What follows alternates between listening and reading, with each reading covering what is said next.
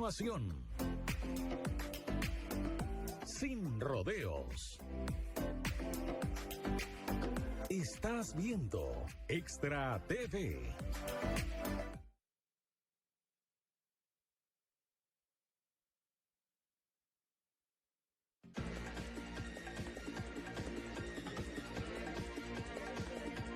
Sin Rodeos, un programa de opinión, actualidad nacional, debate político, cultura, salud, economía y seguridad. Sin Rodeos, donde hablamos claro y directo. Ok. Bienvenidos, muy buenas noches. Estamos en Sin Rodeos. Isabel Espinosa les saluda. Hoy vamos a tratar de ampliar, porque hemos venido tratando este tema con diferentes actores. Las primeras personas que invitamos a este programa a hablar sobre la Ley Marco de Empleo Público fue al señor Víctor Morales Mora y al señor Pedro Muñoz. Luego invitamos al señor Albino Vargas y al señor Jorge Morales de Sindijut. Hoy, en esta noche, tratando de atender este tema con un poco más de información y ya los diputados llevando adelante una, ¿cómo podemos decir? El estudio de las diferentes mociones que presentaron, aprobando una, desechando otras. Me acompaña muy gentilmente en este espacio. En el set principal quiero saludar al diputado, el señor Dragos Dolanesco. Don Dragos, muy buenas noches. Buenas noches, muchísimas gracias por la invitación y espero que tengamos una charla amable y que la gente se entienda mejor qué es lo que está pasando y la dinámica a lo interno de la Asamblea Legislativa. Claro que sí, y gracias a la tecnología y por razones muy obvias de que pertenece al Partido Liberación Nacional y es uno de los diputados de Liberación Nacional que dio positivo con COVID-19, que fue el señor Gustavo Viales. Hoy nos acompaña aquí el diputado y jefe de fracción, el señor Luis Fernando Chacón, con quien vamos a platicar a través así de vía Zoom. ¿Por qué? Porque él en este momento está cumpliendo con las medidas que, aunque no tiene COVID, y eso quisiera aclararlo, simplemente por la cercanía quizás lo mejor y la recomendación es que se mantengan fuera, y por esa razón también se suspendió la labor legislativa. Don Luis Fernando, gracias por aceptar la invitación, gracias por estar con nosotros aquí en Sin Rodeos. No, más bien, muchas gracias a usted, Isabel, y al programa Sin Rodeos de Extra TV 42, y por supuesto un saludo especial al compañero diputado Dragos Dolanesco, y por supuesto también un saludo a todo el pueblo costarricense que tiene la amabilidad de sintonizarnos, vernos y escucharnos en un tema tan importante para el país como es la ley de marco del empleo público. Don Luis Fernando, quisiera iniciar con usted, ¿por qué? Porque quizás escuchamos el tema y se escuchan muchas voces. Recuerdo que el señor Víctor Morales dijo, o pasa, pero esta ley tiene que pasar. Entonces, algunas personas dicen, es que es una manera de ordenar la casa. Otras personas difieren de eso porque dicen que tal y como está el planteamiento de esta ley, en realidad no viene a ordenar tanto la casa, sino como a estrujar a unos cuantos vecinos, nada más. Pero en fin, aquí los conocedores del tema son ustedes y la intención es conocer qué se ha hecho con esta ley. Y para ubicarnos todos en el contexto, quisiera preguntarle, que usted sea tan amable y nos ayude a comprender un poco cuáles son los objetivos de este proyecto 21.336 y cuál es el ámbito de aplicación de esta ley. Bueno, del proyecto cuando sea ley, don Luis Fernando. Cómo no, Isabel. Yo de verdad le agradezco mucho a usted que nos permita hoy conversar sobre este proyecto Ley Marco de Empleo Público, que tiene el objetivo principal es ordenar el sector del empleo público bajo una sombrilla ya establecida así en el artículo 191 de la Constitución Política, en donde se crea el Estatuto del Servicio Civil para que el Estado costarricense, un Estado costarricense que la Sala Constitucional lo ha definido como un Estado unitario, no hay varios estados costarricenses, hay uno solo, y la idea es que en Costa Rica podamos regular el empleo público bajo el espíritu de meter en una sombrilla a todos los colaboradores que trabajan para el Estado costarricense y lograr una relación justa y equitativa entre el Estado como patrono y sus colaboradores en general que estaban bajo este amparo de la sombrilla según el constituyente en su artículo 191. ¿Y por qué digo esto? Porque no lo digo solo yo, sino los informes de la Contraloría General de la República nos han indicado que existen unas enormes distorsiones entre puestos iguales en el Estado costarricense y salarios diferenciados. Salarios diferenciados que llegan hasta 5 y 6 veces más entre uno y otro, dependiendo de la institución en que se encuentren, pero todos bajo un supuesto que son empleados públicos. Esto es importante aclararlo porque si bien es cierto, podrían sentirse algunos preocupados o hasta amenazados, como algunas organizaciones han estado indicándolo, y lo que andamos buscando aquí es precisamente ordenar la casa, como bien lo han dicho ante usted algunos participantes, y lograr meter en cintura al país para sostener fiscalmente las finanzas de Costa Rica y poder seguir garantizando precisamente mayores y mejores oportunidades a los costarricenses que hoy trabajan en el sector público, y también hay que decir, Isabel, aquellos jóvenes que desean buscar una oportunidad en el futuro, en el gobierno de la República o en el Estado costarricense. ¿Por qué digo esto? Bueno, nosotros somos un país que en el presupuesto ordinario de la República, un 50% de nuestro presupuesto debe ir precisamente a cubrir la planilla del Estado costarricense.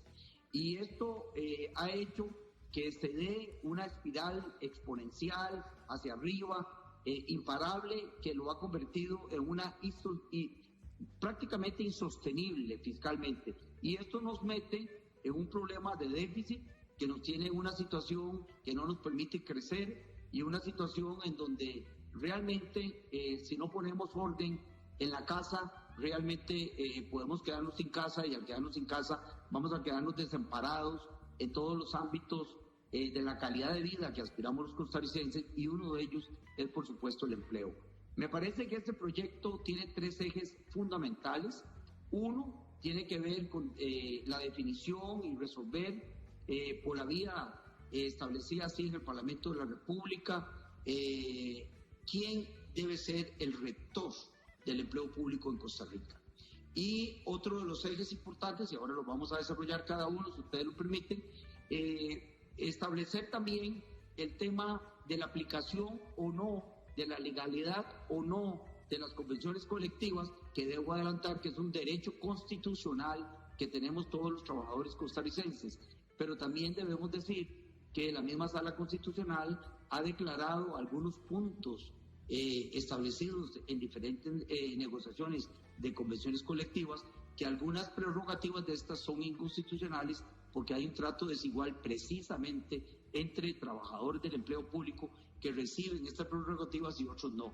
Y otro de los ejes que son fundamentales en este proyecto de ley, el 21.336, es precisamente definir una columna vertebral, que es lo que llamamos un salario global, para que la rectoría tenga hasta un plazo de 24 meses después de publicada la ley, para que establezca esta columna vertebral en donde se pretende que tanto funcionarios actuales como futuros puedan unificarse en esta columna global sin que tengan que dejar de percibir lo que ya están ganando, pero sí lograr equiparar iguales puestos con iguales salarios en el sector público en un plazo de al menos 10 años. Me parece que estos son los 3 ejes fundamentales.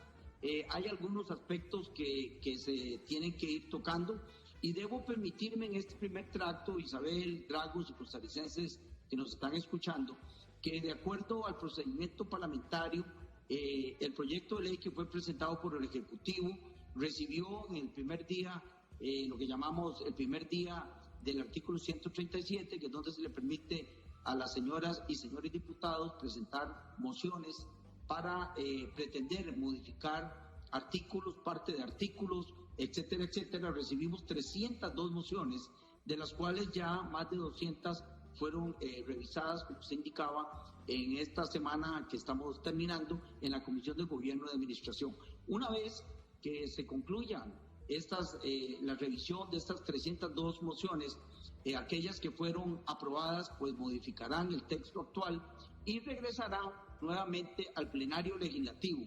Ahí nuevamente se le quemará el segundo día, como llamamos, de artículo 137, y nuevamente diputadas y diputados tendremos la oportunidad de volver a mocionar para continuar en la construcción de este texto.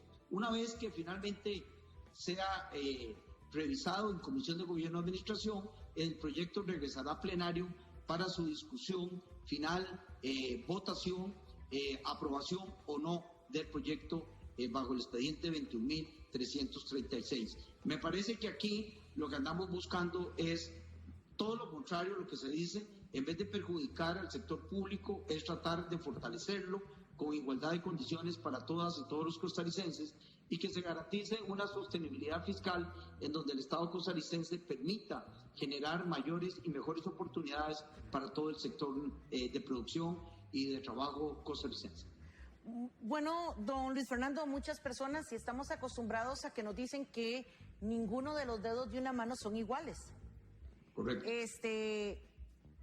Yo creo que ningún trabajador público necesita que yo haga una defensa de él, pero sí quiero poner como ejemplo de que si se hace una columna para un salario global, si ustedes dicen que lo que se está buscando es ordenar la casa, la gran pregunta que muchos se hacen es, porque si bien es cierto, algunos funcionarios públicos se han cometido muchos abusos, más bien, con la parte salarial, donde, por ejemplo, un misceláneo de la Universidad de Costa Rica no tiene el mismo salario que un misceláneo en una municipalidad. O sea, hay cosas que han sido exageradas entre una situación cumpliendo igual función. También hay nombres como, por ejemplo, que yo quisiera ahora más adelante ponerle de ejemplo. Entonces, cuando se habla de un salario global, a todos decimos, ¿quieren ordenar la casa o quieren una situación aquí que va un poco más? Simple y sencillamente cumplir con un requisito, como algunos han dicho, para complacer en alguna medida, no las peticiones, porque el Fondo Monetario no está pidiendo nada, sino una propuesta llevada al Fondo Monetario Internacional. Y hay un sector del empleo público que se siente atacado, inclusive convocando a que se van a las calles, a que no están de acuerdo y que si se tienen que ir a cortes internacionales, igual lo van a hacer. Pero en fin, esos detalles los vamos a dejar para dentro de un momento. Pero justo con esta introducción quisiera preguntarle a don Dragos Dolanesco, porque él presentó una moción donde pide que se excluya al Poder Judicial. Se la rechazaron, le dijeron que no. ¿Qué pasa? ¿En qué consiste esa propuesta? ¿Por qué usted quiere excluir? ¿No son empleados también como los demás? Sí, claro. Quisiera saber qué pasa ahí. Bueno, aquí es un tema de división de poderes, ¿verdad? Entonces, para mí es fundamental, ya que bajo el concepto que yo manejo, el Poder Judicial es fundamental dentro de la estructura de nuestra República. Está el Ejecutivo, está el Legislativo y está el Poder Judicial. El Poder Judicial como tal funciona dentro del aparato estatal como el sistema inmunológico dentro del sistema de un ser humano. Detecta células extrañas, células cancerígenas, las aísla y las expulsa.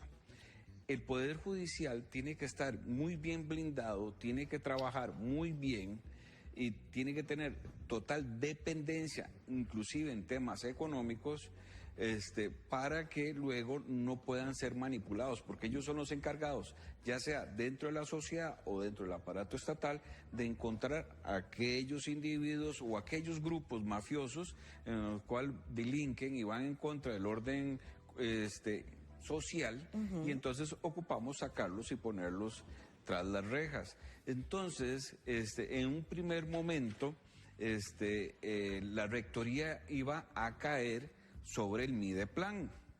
Entonces, imagínense ustedes, público y gente que nos está viendo en este momento, el error garrafal que hubiera sido que desde Zapote, a través de Mideplan, hubieran podido controlar, ver quién contratan, cuánto ganan los jueces, cuánto ganan los fiscales, los investigadores, los magistrados. Y entonces a mí me parecía una interferencia de un poder de la República sobre el otro poder de la República, en el cual a mí, sinceramente,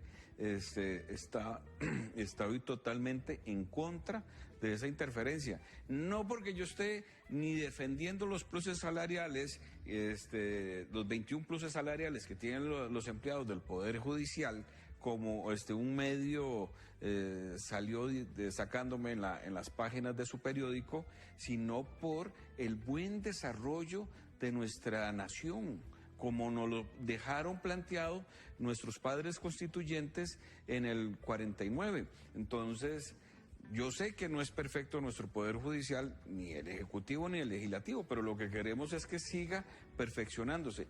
Y me parecía grotesco que la rectoría de todo el Estado, inclusive el Poder Judicial, recayera sobre el Mideplan, sobre un personaje, digamos, que hubiera sido sobre Pilar Garrido.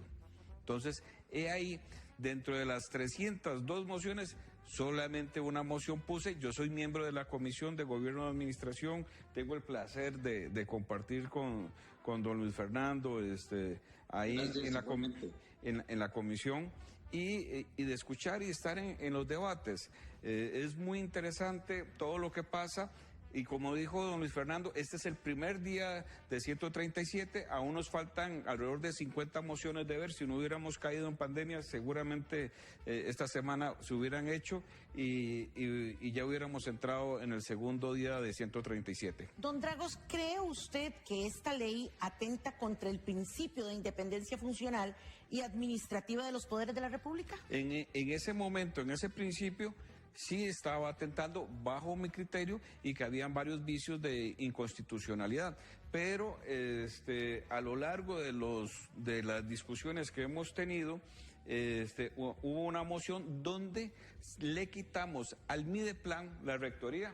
Yo creo que era uno de los puntos que estaba Luis Fernando discutiendo sobre a quién va a recaer la rectoría de este tema. Bueno, los diputados, en este primer momento, entonces ya le quitamos al Mideplan esa rectoría y yo creo que Luis Fernando puede enriquecer el tema porque también él lo acaba de tocar. Don Luis Fernando, ustedes eliminaron el inciso D del artículo 2 del proyecto, excluyendo algunas empresas e instituciones públicas en competencia, por ejemplo el ICE, el INS y los bancos. ¿Qué pasa, por ejemplo, con instituciones como AIA, la Caja y las municipalidades? Muy bien, Isabel. ¿Cuál es la diferencia ahí? ¿Cómo no? Voy primero a tomar unos minutitos para subrayar el tema de la rectoría. Como bien lo decía don Dragos, en un inicio el proyecto de ley enviado por el Ejecutivo pretendía que toda la rectoría del empleo público recayera sobre el Ministerio de Planificación Nacional.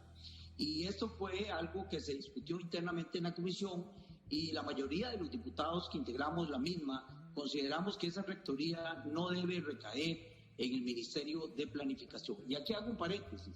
Hay varios votos de la Sala Constitucional que señalan que en función precisamente del 191, la rectoría no puede salir del Poder Ejecutivo. Debemos recordar que actualmente la Dirección General del Servicio Civil está creada por decreto adscrita a la Presidencia de la República, es decir, adscrita al Poder Ejecutivo.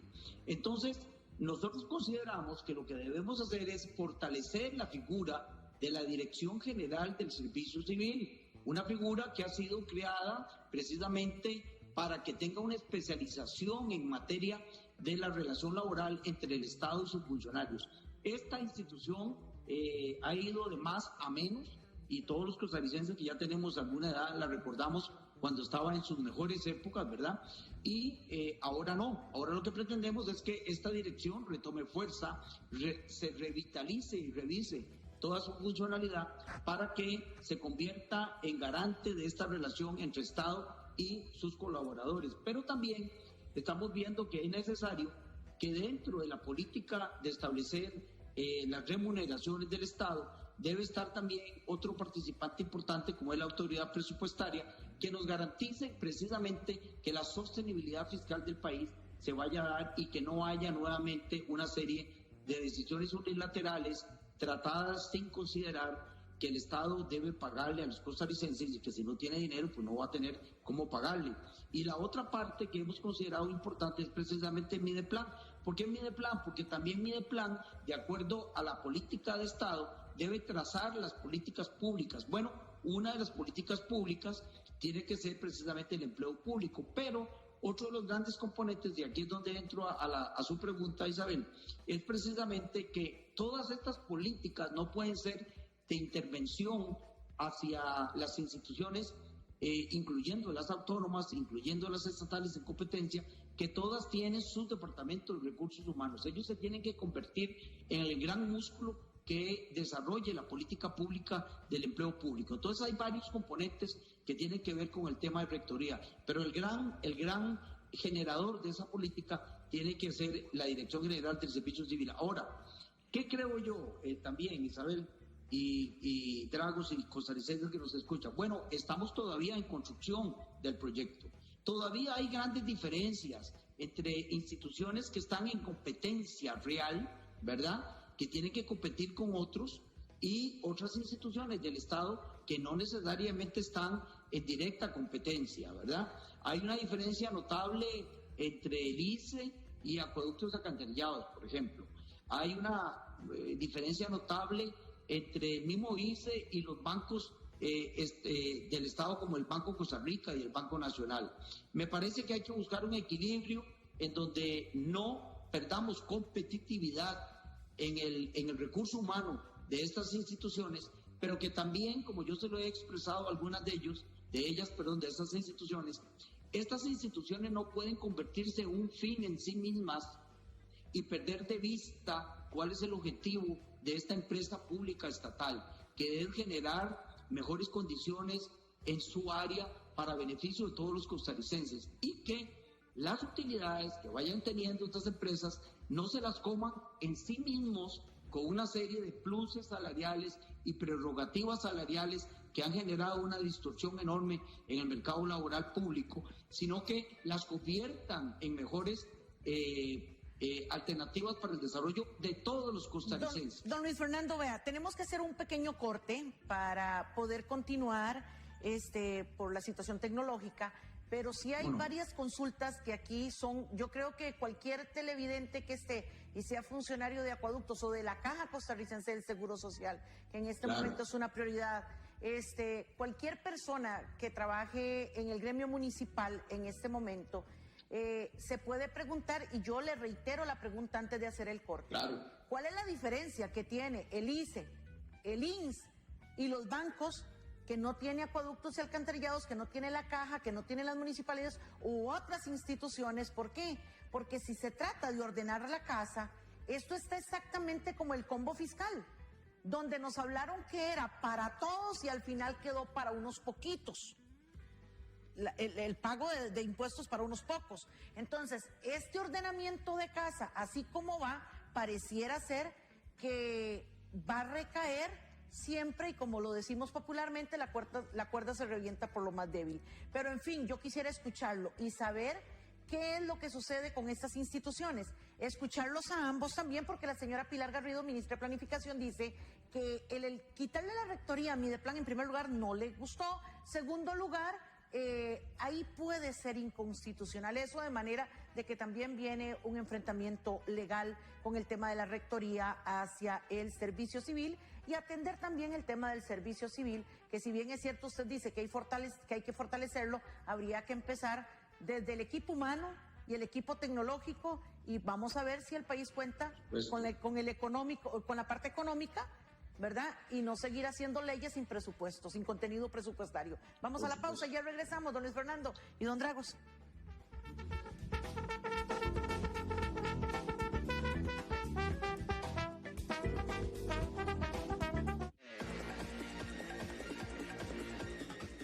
Ya regresamos con Sin Rodeos. Los ticos somos gente trabajadora, pero más que nada sencillos y humildes.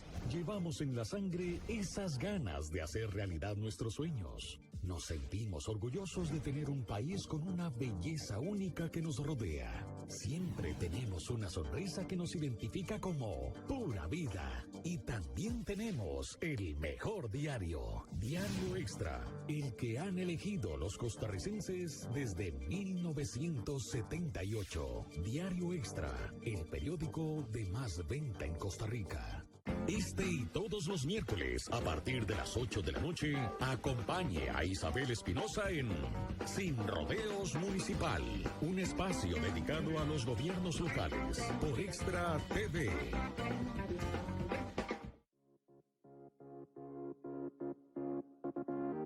¿Quiere recibir al periódico de más circulación de Costa Rica, Diario Extra, en la puerta de su casa?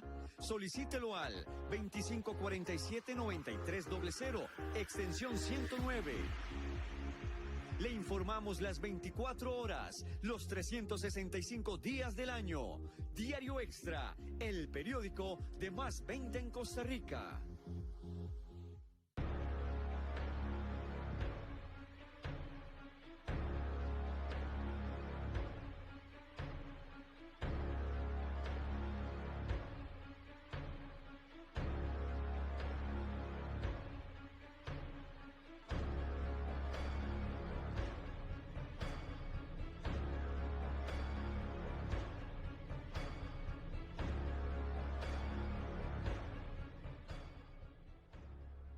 Diario Extra ahora te trae un código QR que te permite ver más fotos de tu equipo favorito.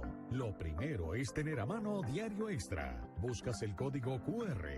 Luego, si eres usuario iOS, lo escaneas con la cámara de tu iPhone. En caso de ser usuario Android, dirígete a Play Store. Descargas la aplicación que lee el código QR. Diario Extra, el periódico de más venta en Costa Rica. Innovando. Continuamos con Sin Rodeos.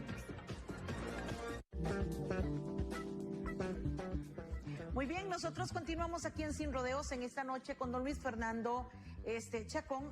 Él es diputado del Partido de Liberación Nacional, y don Dragos Dolanesco, quien es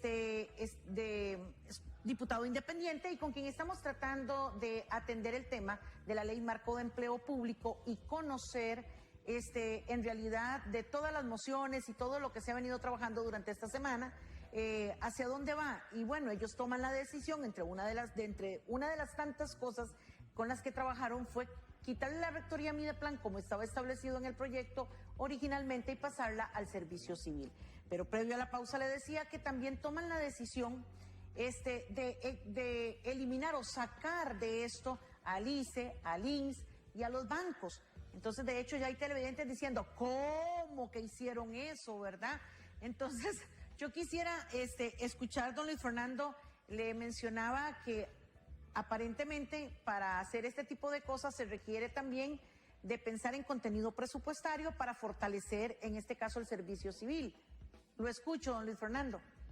Sí, gracias, Isabel. Nuevamente un saludo a todos los costarricenses y al diputado Dolanesco. Mire, yo primero debo de aclarar de que los diputados de la República no estamos impulsando el proyecto de empleo público, reformándolo con todas las reformas que debe ser presentado así por el Ejecutivo, en contrapartida del Fondo Monetario. El gobierno de la República se había comprometido con los diputados de la República, y don Dragos es testigo de esto, de que nosotros íbamos a generar un ordenamiento con la regla fiscal aprobada con la ley 9635, pero que el gobierno debía de obligarse a recortar el gasto público.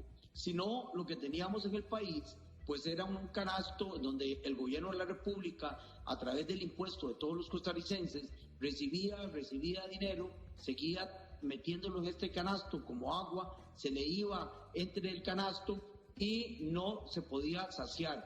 De manera tal de que el país entró en una relación deuda-PIB que actualmente está proyectado para un 83%, muy lejos de lo que el país puede sostener, generando la exposición y el riesgo de caer en una crisis como la que vivió Costa Rica a finales de los 78 y principios del 80. De manera tal de que uno de los compromisos que el gobierno tenía era enviar la ley de empleo público, cosa que tardó 2 años y resto.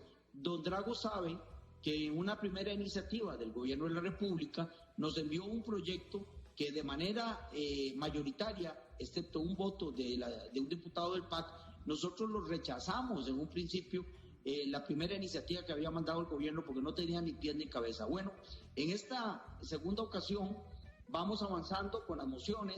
Yo debo decirle a los costarricenses que como todo proyecto, no es ley de la República todavía, como todo proyecto está en construcción y precisamente por eso estamos revisando mociones, seguiremos revisando las mociones, todavía falta el segundo día de 137 que nos permitirá precisamente ir afinando el proyecto y aclarando cualquier duda.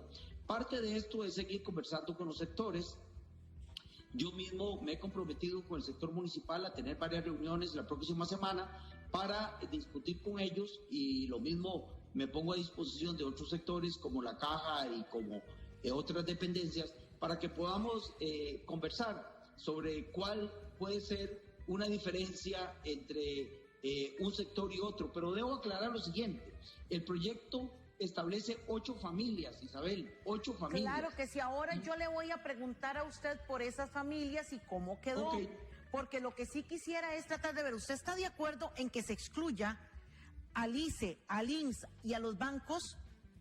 ¿Y qué pasa con los demás? Porque yo creo que esto es, por eso hice mención de que estaba como el paquete fiscal, que dijeron que era para todos y quedó para unos cuantos. ¿Usted qué opina, señor Dolanesco? Bueno, recuerden que en principio yo estoy en contra de este proyecto de ley y que en principio lo estaba votando en contra y que pueden ver las votaciones. Normalmente voto a favor todo lo que los demás compañeros votan en contra, porque yo sí creo que hay que meterle varias reformas. Estoy totalmente convencido que el gobierno y que el país necesita una nueva estructura del sistema del país, del gobierno, pero no estoy tan convencido que sea esta la propuesta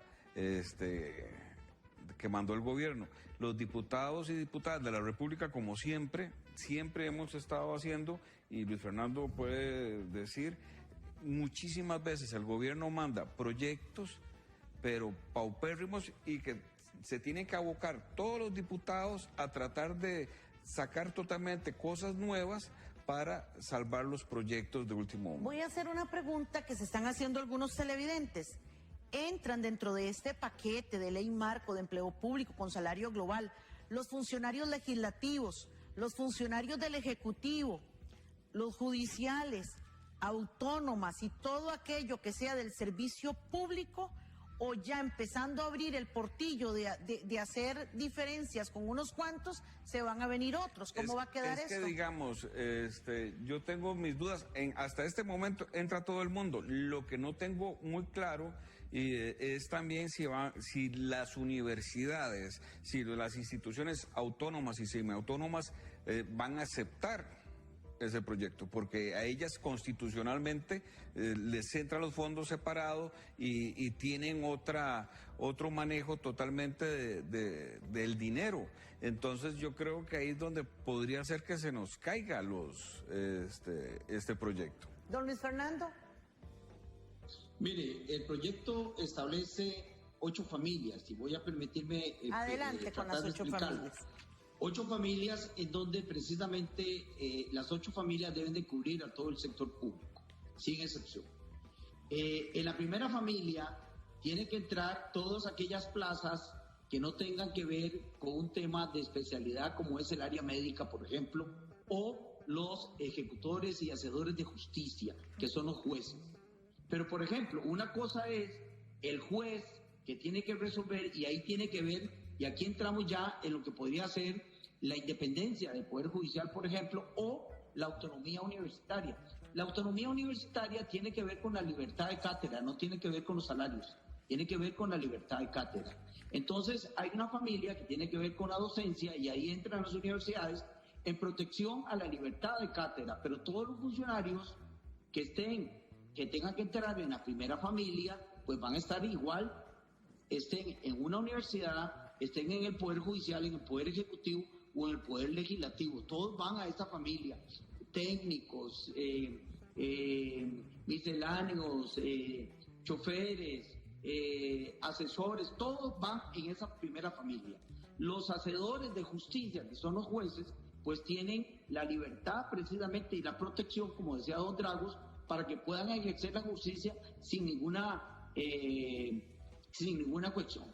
Entonces, esto tiene que verse así también con la autonomía universitaria, que reitero, la autonomía universitaria tiene que ver con la libertad de cátedra y no con el tema de los salarios, que usted puso un ejemplo muy interesante, Isabel. Nosotros tenemos ejemplos en donde el Ministerio de Obras Públicas, a través de la Policía de Tránsito, selecciona, recluta y capacita a inspectores de tránsito, tienen todas las condiciones, tienen la experiencia y sale a una plaza en una universidad pública y ese inspector pasa a ganar 3 y 4 veces más sin tener la exposición de las calles públicas, sino que está encerrado en una universidad. Eso no puede seguir siendo sostenido.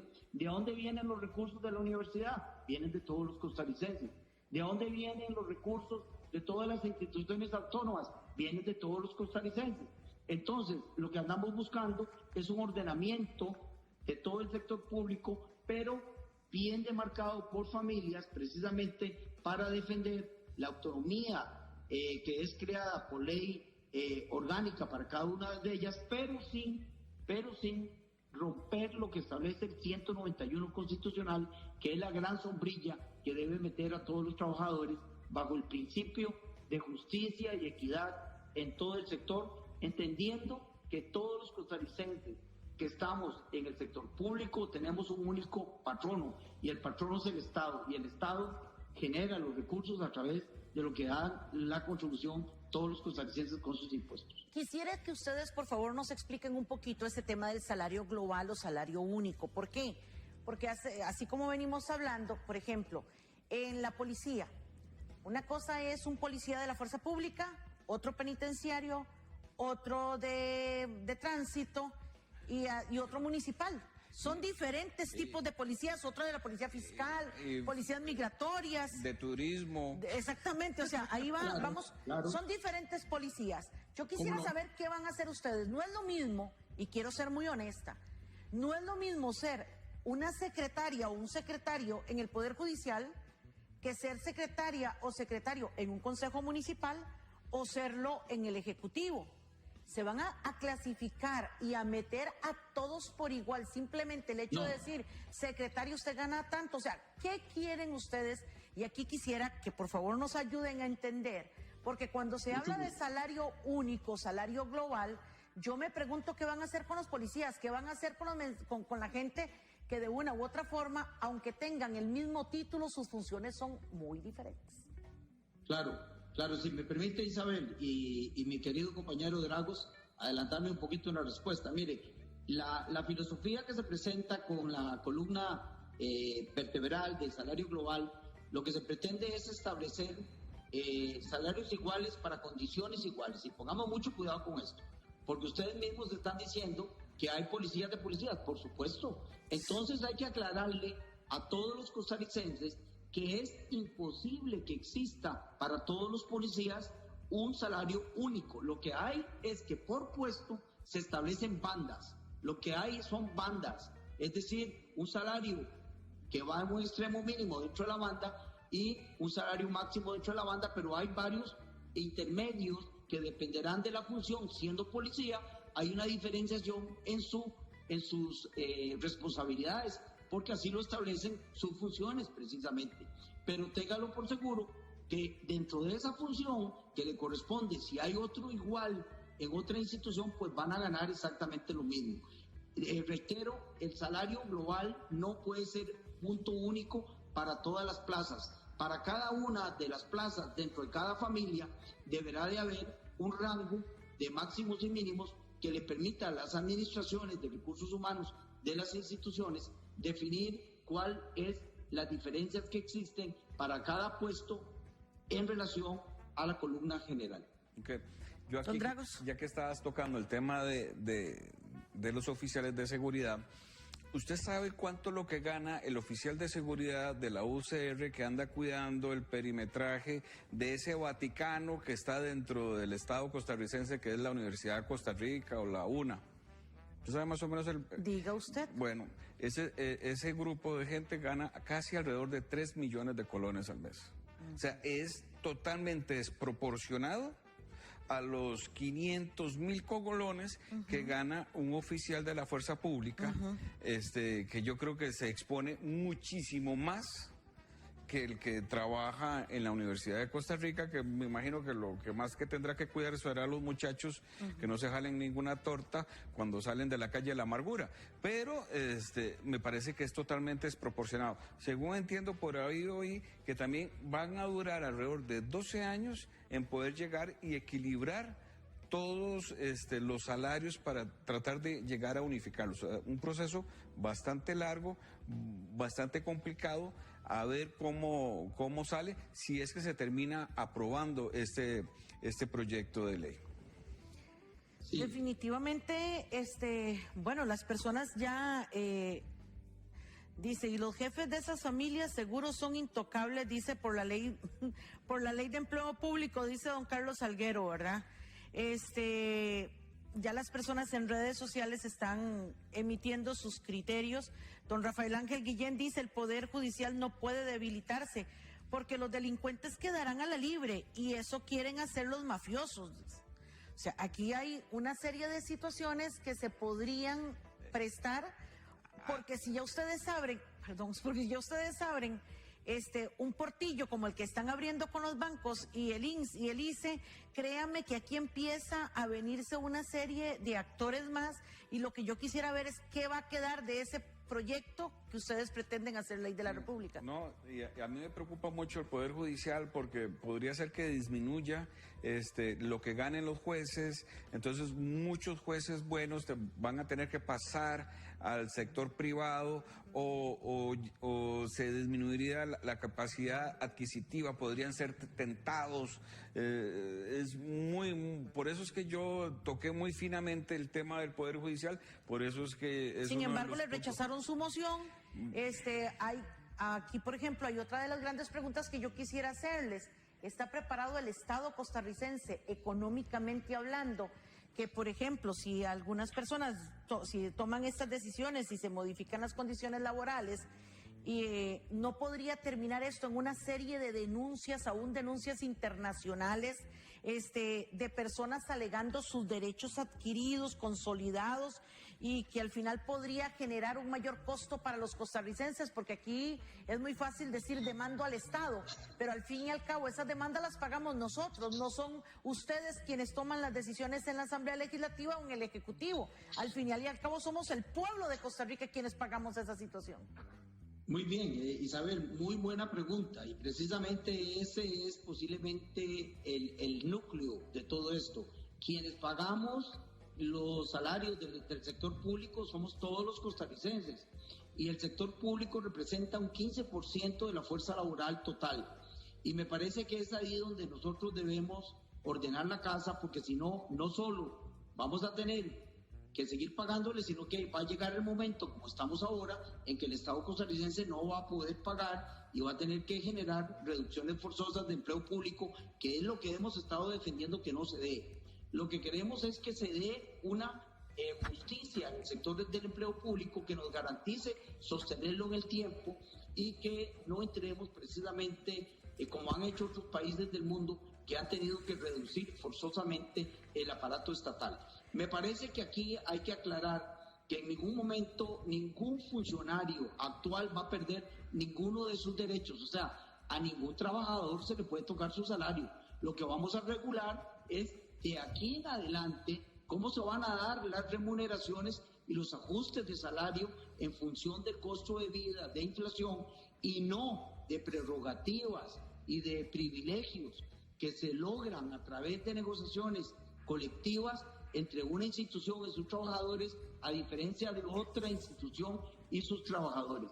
Lo que queremos es generar un piso parejo para todos los trabajadores y sostener fiscalmente el aparato estatal para que no tengamos que hacer una reducción forzosa en un sector tan importante para un país como es el sector del empleo público.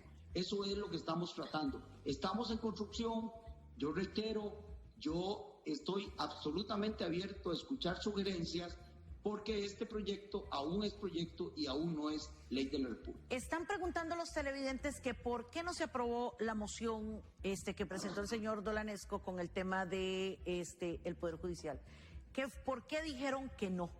Bueno, no solamente yo presenté esa moción, el diputado José María Villalta también presentó una idéntica, también fue a defenderla, pero bueno, ya no es un tema mío, yo defiendo lo que yo creo. Habría que preguntarle a los otros compañeros por qué no la votaron a favor, y además aún falta otro día de 137, y si no, nosotros y Luis Fernando también o cualquiera de los diputados puede ir a reiterar en el plenario y ir a defender el tema del Poder Judicial. Como podemos ir a defender otros temas, como el ser objetor de conciencia, ¿verdad? Que nosotros lo votamos a favor, pero hay mucha gente... ¿En qué consiste para que los televidentes tengan claro? Bueno, ser objetor de conciencia es que no te obligan a hacer algo que vaya contra tus creencias religiosas, contra tus creencias éticas y morales, porque digamos, el día de mañana llega un gobierno de izquierda y que obligue y que pase el tema del aborto libre, y entonces que a un médico no lo obliguen a tener que hacer eso, a practicar un aborto libre. Pero en este caso fue para lo que fue los temas de capacitaciones, que tanto le encanta a estos gobiernos PAC estar dando sobre temas de género, pero no el género que nosotros entendemos normalmente, sino que ellos lo amplían a tener que estar defendiendo a absolutamente todas las manifestaciones sexuales que tenemos los seres humanos. Don Luis Fernando y don Dragos, yo quisiera saber qué reformas tiene el Estatuto de Servicio Civil vigente, que es la ley 1581 del 30 de mayo de 1953, ¿cuáles van a ser las competencias de los tribunales del servicio civil? Muy importante, mire, nosotros estamos precisamente todavía en parte de las 50 mociones que don Dragos mencionó, vienen este tema de los tribunales del servicio civil. Actualmente hay un tribunal administrativo y hay un tribunal de alzada. El proyecto no hablaba de esto, entonces lo dejaba prácticamente sin funciones. Precisamente una de las mociones viene a aclarar este tema de la función de un tribunal que resuelva el tema que llegue al servicio civil, cosa que es muy importante, porque déjeme decirle que en otros países del mundo es muy difícil entrar al gobierno de la República, porque se piden inclusive pasantías y se piden un montón de cosas para poder tener acceso a ser funcionario público. Pero en cualquier momento, si nosotros fallamos como trabajadores, somos sancionados, hasta podemos ser despedidos. Bueno, en Costa Rica es muy fácil entrar al servicio público y es muy difícil que lo despidan.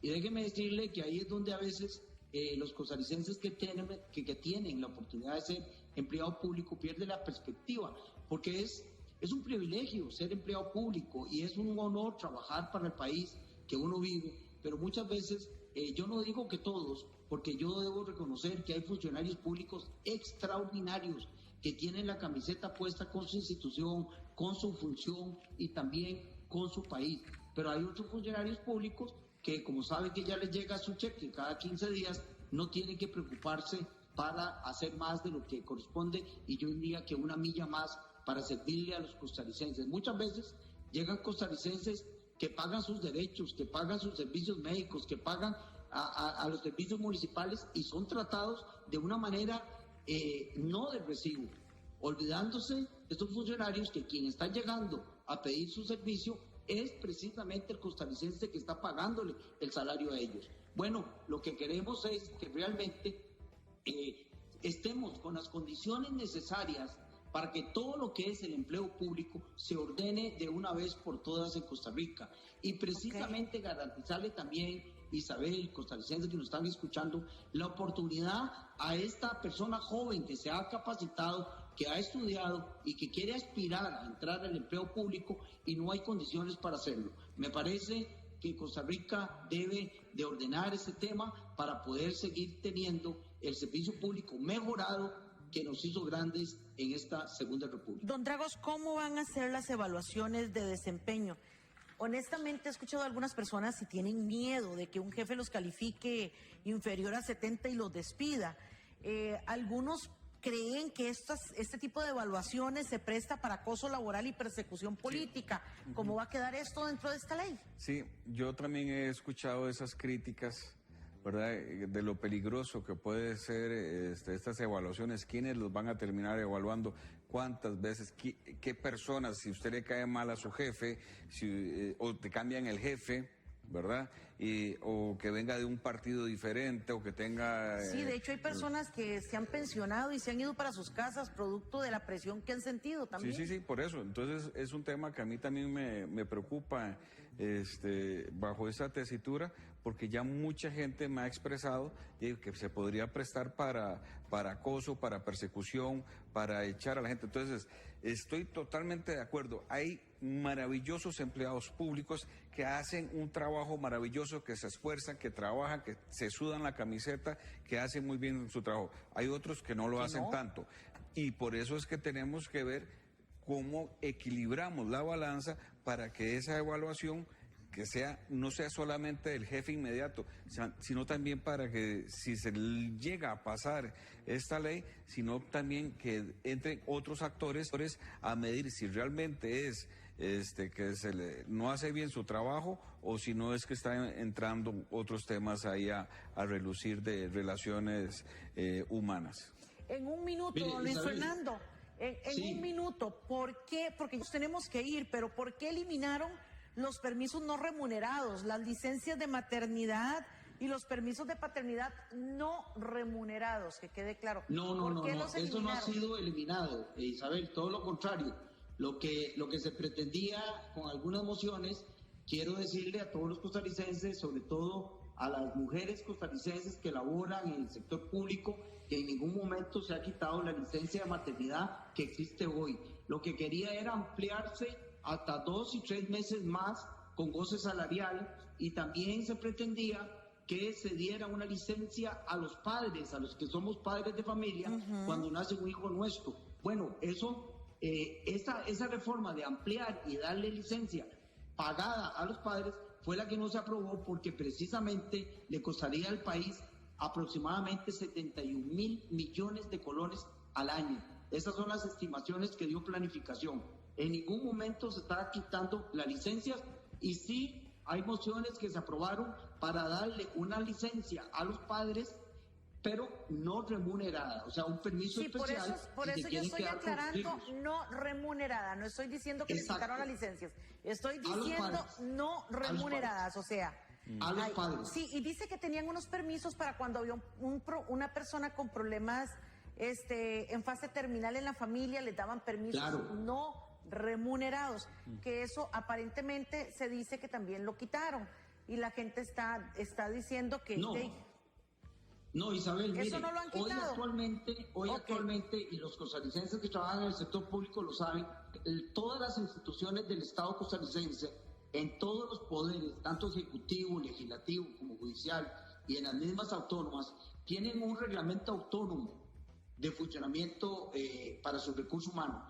Y todas las instituciones tienen vía reglamento licencias especiales, inclusive con goce salarial, cuando se demuestra que hay una necesidad médica de un familiar de primera línea, padre, hijos, inclusive hasta hermanos. Perfecto, eso no se ha tocado, eso sigue igual. Y le agradezco que lo aclare, porque la mayoría de los funcionarios en este momento están pensando que les quitaron eso. No. Entonces está excelente que ustedes lo aclaren, porque es maravilloso que puedan tener esas cosas. Tenemos que irnos, sin embargo, aquí un televidente dice: el pago de prohibición para algunas profesiones, como los abogados, se establece por ley, no por convención.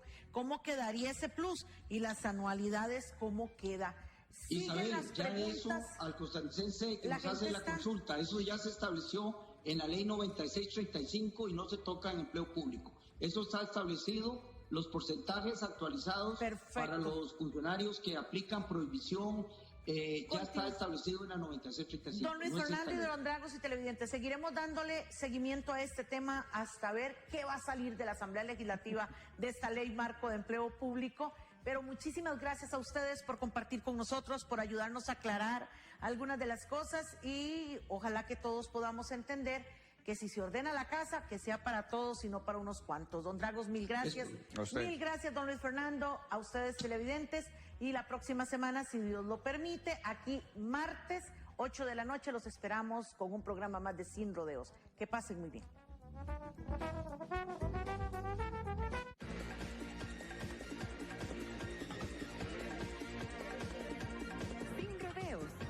Programa de opinión, actualidad nacional, debate político, cultura, salud, economía y seguridad. Sin rodeos.